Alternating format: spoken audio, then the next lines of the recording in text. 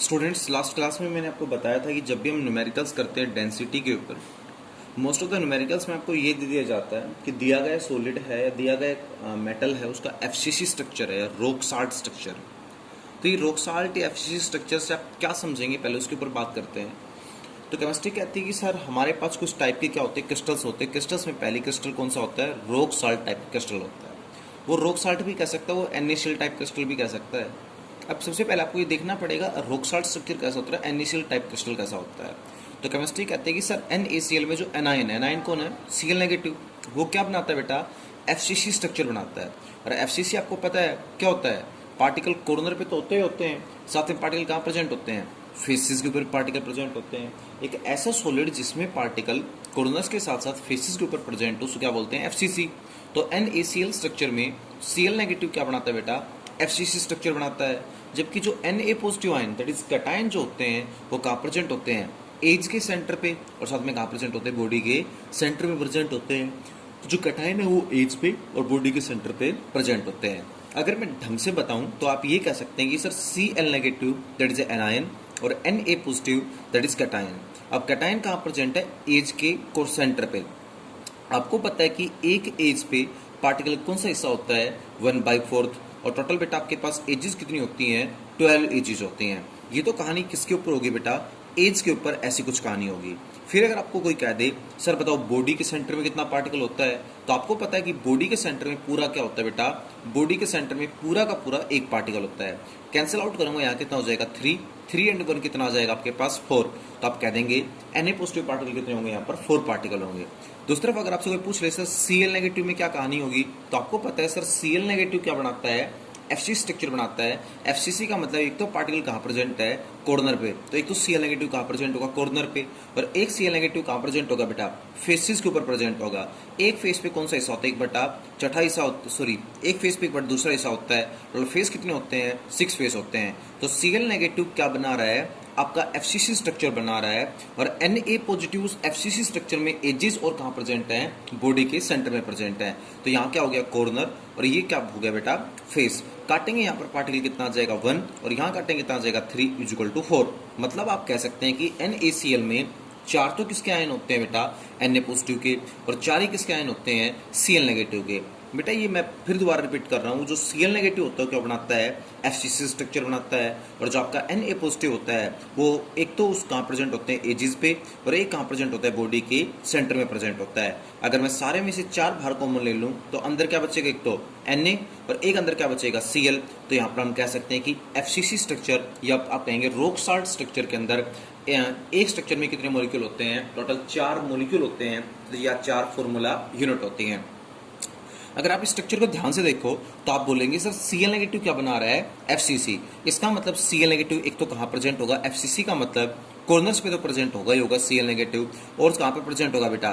Faces के centre पे भी प्रेजेंट होगा। सही बात है बेटा। Na पॉजिटिव कहाँ प्रेजेंट होगा? एजिस पे। और कहाँ प्रेजेंट होगा? बॉडी के सेंटर के अंदर। तो Na पॉजिटिव कहाँ प्रेजेंट? आपका ये इस एज पे प्रेजेंट है। अगर मैं एक एज को उठा लूँ तो एक एज कैसी आएगी? देखो ये मैंने क्या उठा ली? एक एज उठा ली। बेटा आपको पता है कॉर्नर पे तो कौन सा पार्टिकल बताया? Cl negative. कॉर्नर पे कौन सा पार्टिकल बताया? Cl negative. और यहाँ बॉडी के सेंटर के एज के सेंटर पे कौन सा पार्टिकल बताया? Na positive. अब Cl नेगेटिव सेंटर से सरकमफ्रेंस की डिस्टेंस को क्या बोलते हैं? रेडियस। तो ये तो किसका रेडियस है? Cl नेगेटिव का।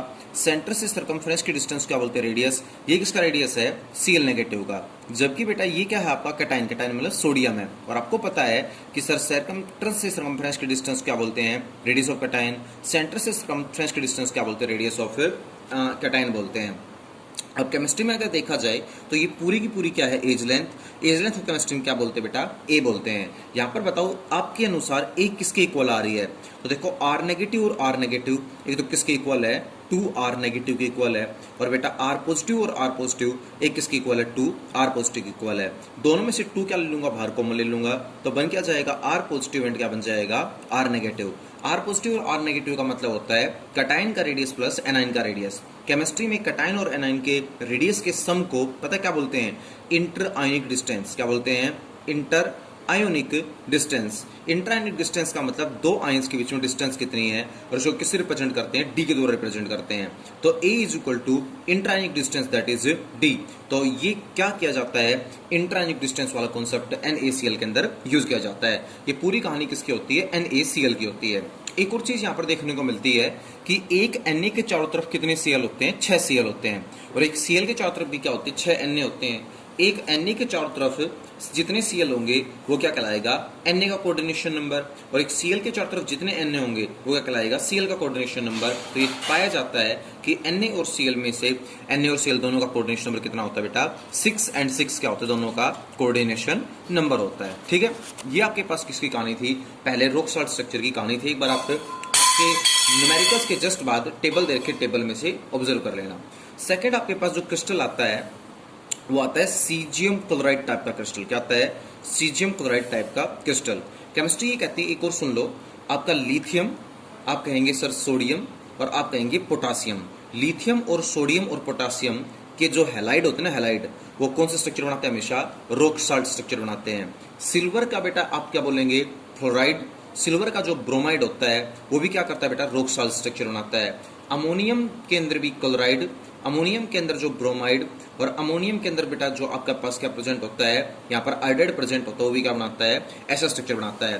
तो लिथियम, सोडियम, पोटासियम और रुबेडियम, इन सभी के हैलाइड्स, सिल्वर फ्लोराइड और सिल्वर ब्रोमाइड, आप क्या कहेंगे बेटा, यहाँ पर NH4Cl, NH4Br और NH4I, मतलब अमोनियम क्लोराइड, अमोनियम ब्रोमाइड और अमोनियम आयोडाइड, इस तरह का स्ट्रक्चर बनाते हैं। सेकंड आ रहा है सीजियम क्लोराइड टाइप का। सीजियम क्लोराइड में ये कहते हैं बेटा कि जो Cl है ना, Cl वो तो कहाँ पर प्रेजेंट होता है, कॉर्नर्स पे। Cl तो कहाँ प्रेजेंट होता है, कॉर्नर्स पे प्रेजेंट होता है। और जो सीजियम है ना, वो कहाँ प्रेजेंट होता है, बॉडी के सेंटर में प्रेजेंट होता है। अब आपको पता है कि एक कॉर्नर पे कौन सा हिस्सा होता है, 1/8 हुआ। टोटल कॉर्नर कितने होते हैं, 8। टोटल सी क्लोराइड तो कितना आ जाएगा बेटा, 1 आ जाएगा। अब बात करते हैं सीजियम की। सीजियम का प्रेजेंट होता है बॉडी के सेंटर में, और बॉडी के सेंटर में टोटल कितना पार्टिकल होता है, एक पार्टिकल होता है। तो एक तो यहाँ क्या हो जाएगा, सीजियम पॉजिटिव, और एक क्या हो जाएगा यहाँ पर Cl नेगेटिव। दोनों मिलकर क्या बना देंगे, 1 सीजियम क्लोराइड बना देंगे। यहाँ तक बात ध्यान रहेगी। इसका मतलब आप ये बोलेंगे कि यहाँ कैसा स्ट्रक्चर बन रहा है, आप कहेंगे कि सर सीजियम क्लोराइड का अगर स्ट्रक्चर की बात की जाए तो सीजियम क्लोराइड का स्ट्रक्चर कुछ ऐसा स्ट्रक्चर होता है। जो क्लोराइड आयन है वो तो कहाँ प्रेजेंट होंगे बेटा, कॉर्नर पे। कहाँ प्रेजेंट होंगे, कॉर्नर पे प्रेजेंट होंगे। और सीजियम कहाँ होगा, बॉडी के सेंटर में प्रेजेंट होगा। इस वजह से इसको क्या नाम दिया जाता है केमिस्ट्री में, बॉडी सेंटर्ड क्यूबिक का नाम दिया जाता है, मतलब BCC स्ट्रक्चर बोलते हैं। अब आपने पढ़ा होगा सर BCC में तो नंबर ऑफ पार्टिकल की वैल्यू कितनी होती है, 2 होती है। तो कौन मना कर रहा है, 2 ही तो पार्टिकल है। एक कौन है, सीजियम, और एक कौन है, क्लोरीन है। बट दोनों मिलकर क्या मॉलिक्यूल कितना बना रहे हैं, एक मॉलिक्यूल बना रहे हैं। तो नंबर ऑफ पार्टिकल तो 2 ही होंगे, बट नंबर ऑफ मॉलिक्यूल कितना होगा यहाँ पर, 1, क्योंकि दोनों जुड़कर क्या बना दिया, 1 बना दिया। दूसरी एक और चीज देखो, सीजियम के चारों तरफ कितने क्लोरीन है, तो आपको दिखाई दे रहा होगा सीजियम के चारों तरफ 8 क्लोरीन। कितने क्लोरीन है, 8 क्लोरीन है। तो केमिस्ट्री में क्या होगा, एक आयन के चारों तरफ जितने अपोजिट आयन होते हैं वो होता है कोऑर्डिनेशन नंबर। सेम वैसे ही बेटा एक क्लोरीन के चारों तरफ चेक करोगे तो कितने सीजियम होंगे, 8। तो यहाँ पर कोऑर्डिनेशन नंबर कितना होगा, 8 और 8। तो सीजियम का कोऑर्डिनेशन नंबर भी 8 होगा, क्लोरीन का कोऑर्डिनेशन नंबर भी क्या होगा, 8 होगा। जितने भी सीजियम के जो हैलाइड होते हैं ना, सीजियम के जितने भी हैलाइड, वो हमेशा क्या बनाते हैं बेटा, ऐसे स्ट्रक्चर बनाते हैं। इट में भी सीजियम फ्लोराइड, इट में भी क्लोराइड, इट में भी ब्रोमाइड, इट में भी आयोडाइड। तो सीजियम के जितने भी हैलाइड्स होते हैं सारे ऐसे स्ट्रक्चर बनाते हैं। साथ में थैलियम के हैलाइड भी, थैलियम का मतलब थैलियम क्लोराइड, थैलियम ब्रोमाइड और थैलियम आयोडाइड, ये सारे क्या बनाते हैं, ऐसा स्ट्रक्चर बनाते हैं। तो सीजियम और थैलियम के कंपाउंड्स ऐसे स्ट्रक्चर बनाते हैं।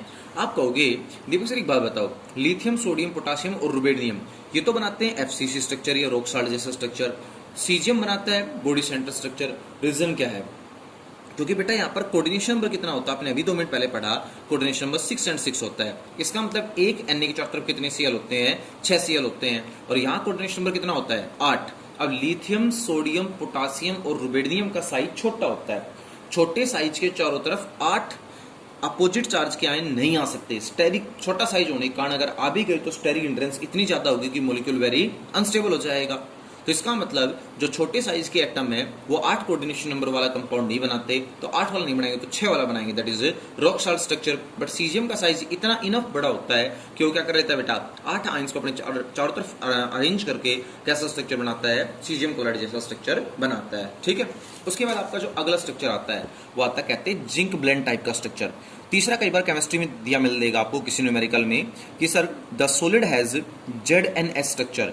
ZnS का मतलब होता है जिंक ब्लेंड, इसको केमिस्ट्री में जिंक ब्लेंड का नाम दिया जाता है। तो इसका स्ट्रक्चर कैसा होता है, जिंक ब्लेंड टाइप का स्ट्रक्चर बोला जाता है। अब अगर आपसे कोई पूछे सर जिंक ब्लेंड टाइप का स्ट्रक्चर कैसा होता है, तो चलो बात करते हैं जिंक ब्लेंड के ऊपर। तो यहाँ केमिस्ट्री के अंदर जिंक ब्लेंड की बात की जाए तो जिंक ब्लेंड में ये कहा जाता है कि सबसे पहले जो सल्फर है ना, सल्फर वो अपने आप को क्या करता है, अरेंज करता है और सीसीपी स्ट्रक्चर बनाता है। कैसा बनाता है, सीसीपी स्ट्रक्चर बनाता है। अब मैंने आपको पढ़ा रखा होगा सीसीपी का मतलब जस्ट एज क्या होता है, एफसीसी होता है। और एफसीसी का मतलब पार्टिकल कहाँ प्रेजेंट है, फेसिस भी तो प्रेजेंट आई है, साथ में पार्टिकल कॉर्नर में भी प्रेजेंट है। अब एक कॉर्नर पे 1/8वां हिस्सा, टोटल कॉर्नर कितने होते हैं 8, एक फेस पे 1/2 हिस्सा, टोटल फेस कितने होते हैं 6। तो ये तो कहानी किसके ऊपर हो रही है, कॉर्नर पे, और ये वाली जो कहानी वो किस पे हो रही है, फेसिस पे। टोटल सोल्व करेंगे तो कितना हो जाएगा 1 + 3 = 4। तो इसका मतलब जिंक ब्लेंड के अंदर आप बोलेंगे सल्फर क्या बनाता है, एफसीसी या सीसी स्ट्रक्चर बनाता है, जिस कारण से जिंक ब्लेंड में सल्फर के कितने पार्टिकल होते हैं, 4 पार्टिकल होते हैं। जबकि जो आपका जिंक 2 पॉजिटिव होता है, जिंक 2 पॉजिटिव वो कहाँ प्रेजेंट होता है, 1/2 टेट्राहेड्रल वॉइड के ऊपर प्रेजेंट होता है। किस पे, हाफ टेट्राहेड्रल वॉइड पे। अब आपको पता होना चाहिए टेट्राहेड्रल वॉइड क्या होते हैं, तो मैंने पढ़ा रखा है जितने पार्टिकल होंगे उसका डबल क्या होता है, टेट्राहेड्रल वॉइड होता है।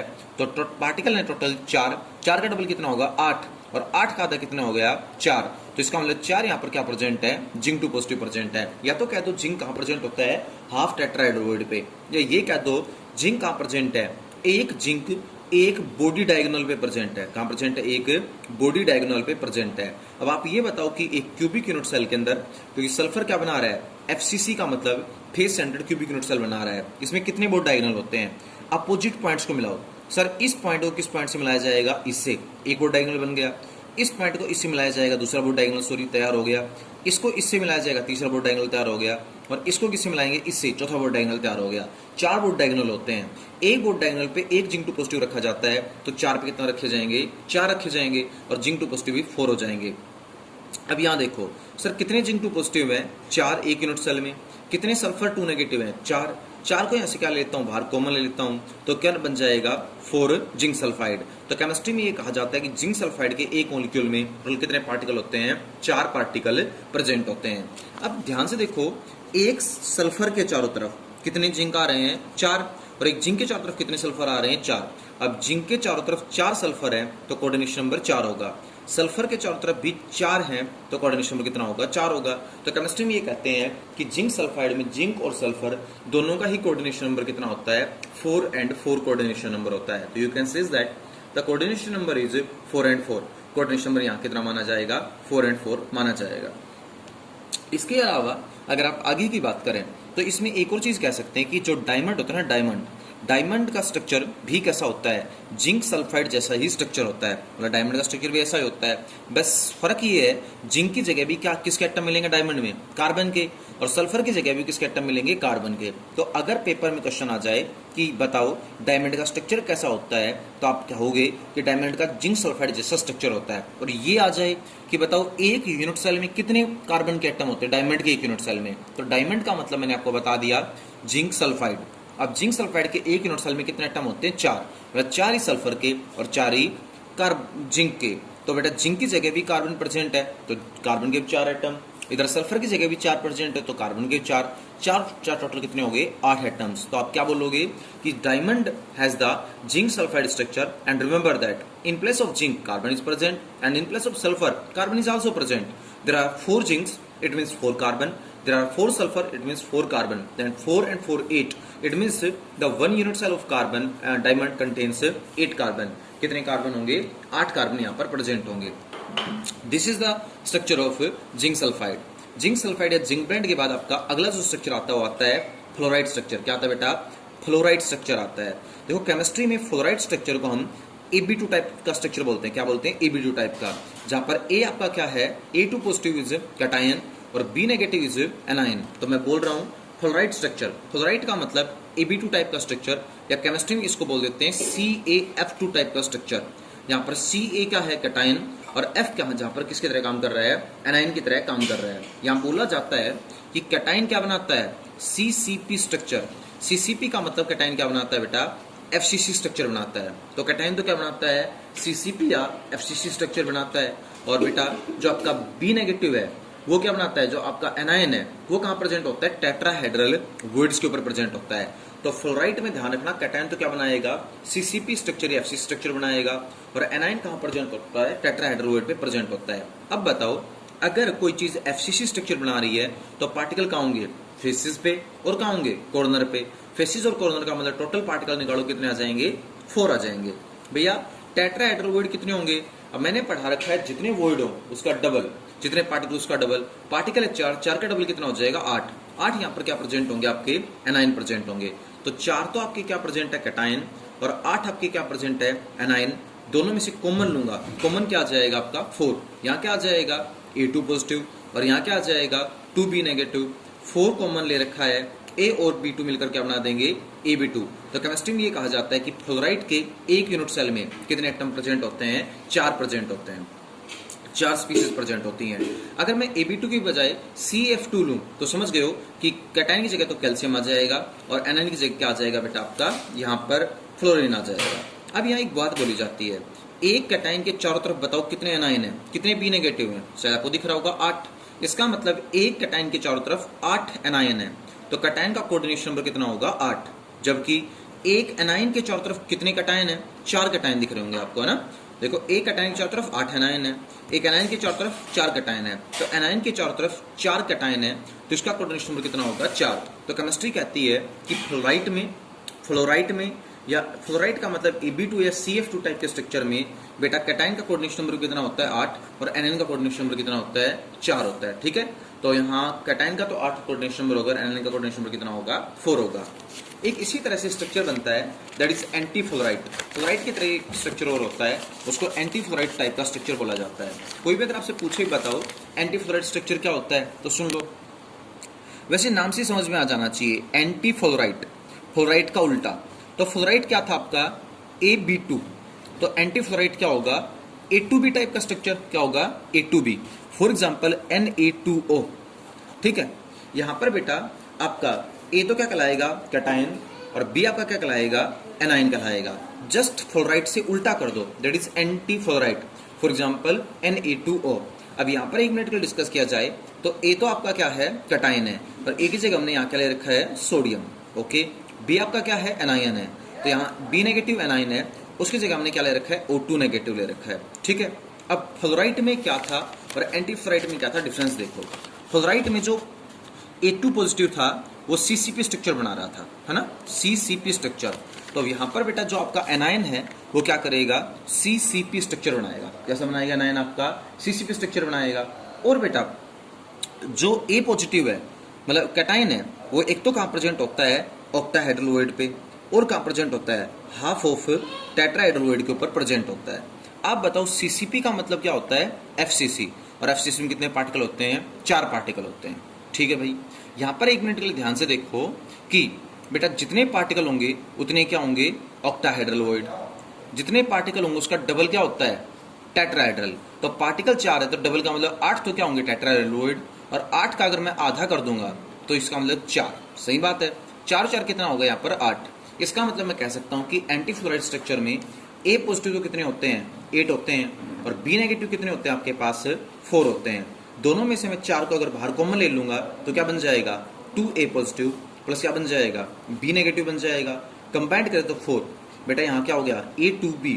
इसका मतलब एक यूनिट सेल में A2B मतलब एंटी फ्लोराइड की कितनी यूनिट्स प्रेजेंट होती हैं, 4 यूनिट्स प्रेजेंट होती हैं। एक और बताओ, यहाँ पर सोचने वाली बात है, एक तो कैटाइन है और एक यहाँ पर क्या है, एनायन है। बताओ एक कैटाइन के चारों तरफ कितने एनाइन प्रेजेंट है, एनाइन की यूनिट्स कितनी है, 4 यूनिट्स हैं। तो यहाँ पर ए का कोऑर्डिनेशन नंबर तो कितना होगा, 4। एक एनाइन के चारों तरफ कितने कैटाइन दिख रहे हैं, 4 4 8, तो एनाइन का कोऑर्डिनेशन नंबर कितना होगा, 8। तो एंटी फ्लोराइड के अंदर 4 और 8 होता है, बट फ्लोराइड वाली जो स्ट्रक्चर के अंदर होता है उसमें 8 और 4 कोऑर्डिनेशन नंबर होता है। ठीक है, तो जस्ट उल्टा होता है फ्लोराइड और एंटी फ्लोराइड। ये सारे आपके क्या थे बेटा, स्ट्रक्चर थे जो कि मैं एक्सप्लेन कर चुका हूँ। क्या अगर आपने इसको पूछे कि out of the caesium chloride that has BCC structure and rock salt that has FC structure, ठीक है, दोनों में से कौन ज्यादा स्टेबल है? तो remember that BCC is more stable as compare to FCC structure. BCC जो होता है वो एफसीसी के कंपेयर में क्या माना जाता है? थोड़ा ज्यादा स्ट्रक्चर स्टेबल माना जाता है and it is 1% more stable. क्यों? क्योंकि बेटा जिसका कोऑर्डिनेशन नंबर ज्यादा वो ज्यादा स्टेबल होता है। तो बीसीसी का कोऑर्डिनेशन नंबर ज्यादा होने की वजह से बीसीसी एफसीसी स्ट्रक्चर के कंपेयर में स्टेबल माना जाता है। और केमिस्ट्री ये भी कहती है कि अगर हम क्या करें, कोई एफसीसी स्ट्रक्चर ले लें और उस एफसीसी स्ट्रक्चर पे प्रेशर अप्लाई करें, क्या अप्लाई करें? एफसीसी स्ट्रक्चर ले लें और एफसीसी प्रेशर अप्लाई करें तो it may be convert into BCC. ये किस में कन्वर्ट हो सकता है? बीसीसी में कन्वर्ट हो सकता है। और बीसीसी पे अगर हम क्या करें, टेम्परेचर अप्लाई करें तो ये किस में कन्वर्ट हो सकता है? एफसीसी में कन्वर्ट हो सकता है। दोबारा सुन लो, अगर एफसीसी पे प्रेशर अप्लाई करोगे it's converts into BCC and BCC पे टेम्परेचर अप्लाई करोगे इट कन्वर्ट्स इनटू एफसीसी। अब बीसीसी क्या होता है? जिसका कोऑर्डिनेशन नंबर कितना होता है? 8 and 8। और एफसीसी क्या होता है? जिसका कोऑर्डिनेशन नंबर कितना होता है? 6 and 6। तो जब आप 6 कोऑर्डिनेशन नंबर वाले एफसीसी के ऊपर प्रेशर अप्लाई करोगे इट कन्वर्ट्स इनटू बीसीसी और इस पे डालोगे